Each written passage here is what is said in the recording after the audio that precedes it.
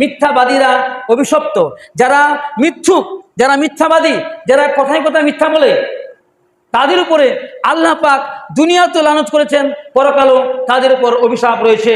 এই বিষয়ে আমি সংক্ষেপে আলোচনা করব ইনশাআল্লাহ, আপনারা মনোযোগ দিয়ে শুনবেন এবং সেই মোতাবেক আল্লাহ পাক আমাদের সবাইকে আমল করার তৌফিক দান করুক, আল্লাহুম্মা আমিন।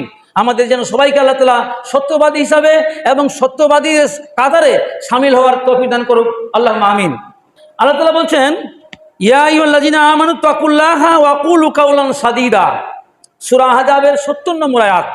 আল্লাহ বলছেন, হে ইমানদারগণ, ইয়া আইয়ুহাল্লাযীনা আমানু, হে বিশ্বাসীগণ, ইত্তাকুল্লাহ, আল্লাহকে ভয় করো, এছাড়া কাউকে ভয় করা যাবে না। আল্লাহ তাআলা বলছেন, ইত্তাকুল্লাহ, তোমরা আল্লাহকে ভয় করবা, আর কাউকে না। আর তোমরা সত্য কথা বলবে, মিথ্যা কথা বলবে না। যারা মিথ্যুক তাদের উপরে আল্লাহ পাক লানত করেছেন, অভিশাপ দিয়েছেন। যেমন সূরা জারিয়াতের 10 নম্বর আয়াতে আল্লাহ তাআলা বলছেন, কুতিলাল খাররাসুন, যারা অনুমানকারী, যারা মিথ্যা কথা বলে, তারা ধ্বংস হোক। এটা আল্লাহ নিজে ধ্বংস চেয়েছেন, যারা অনুমান করে মিথ্যা কথা বলে। আল্লাহ বলেছেন যে এরা ধ্বংস হোক। সুতরাং এই মিথ্যা থেকে, মিথ্যার আশ্রয় থেকে আমাদেরকে সাবধান থাকতে হবে।